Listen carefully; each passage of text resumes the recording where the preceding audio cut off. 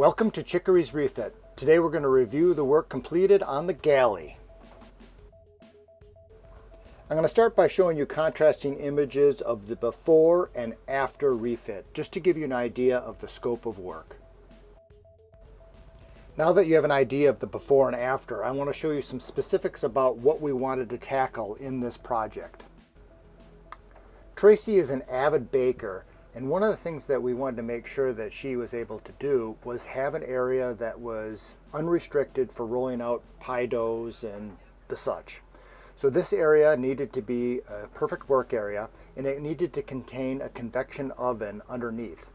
The convection oven we picked out required that this entire area needed to be recessed 3.5 inches to clear the drawers on the right hand side. Part of making this an appropriate work area was giving head clearance, and so this entire area that's highlighted needed to be eliminated. To the left of the refrigerator, there were 2 areas that needed to be eliminated to make space for an induction cooktop. There was a small storage cabinet and a chase for some ductwork that was required for the old original Gen Air cooktop. This highlighted area shows the future place for the induction cooktop. The area to the left of Tracy's future workspace had an unusual storage space that was difficult to access and was small and chopped up. We decided to replace this with a set of drawers with full extension drawer slides to better utilize the space. To the right of the sink, we decided to replace the original trash compactor and small set of drawers with a wide set of full extension drawers. The last items we wanted to address was replacing the sink and the fixtures and addressing the storage area to the left of the galley sink, which was chopped up but could be expanded by going into the pilot house a little bit. Shortly after starting demolition, we had to address the hole in the side of the boat that was there from that ductwork I mentioned previously from the old Gen Air. A patch was fabricated and installed with thickened epoxy, and then another layer of thickened epoxy was applied in between it and a wood barrier. Demolition proceeded quickly, which allowed us to start on construction. The starboard side was pretty straightforward. We only needed to build a box to hold that set of drawers I talked about, and then the area under the new sink needed to be fitted out with the plumbing and electrical and the drains. The port side was significantly more complicated.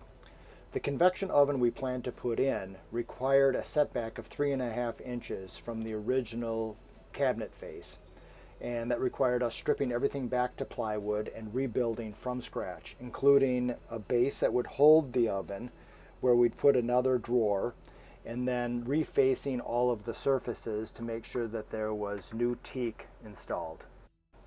Once the preliminary cabinet work was done, then I could start making the templates for the countertops.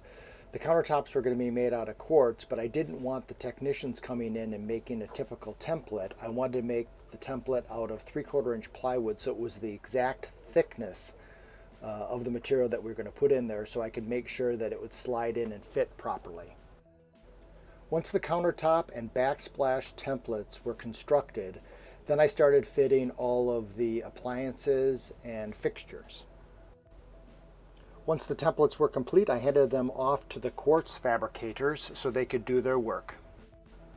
At this point, I started fabricating the port side overhead storage, and then installing the drawers, and then fabricating the drawer fronts. I also put the finishing touches on the storage space to the left of the sink. Just about the time I finished all those projects, the fabricators delivered the countertops. Everything went in very smoothly, and I was very, very happy. The last 2 steps in the process was varnishing and then installing the stainless steel backsplash. That concludes the work that was completed on the Galley refit. Once again, I'm going to show you the final piece so you can get an idea of how everything turned out.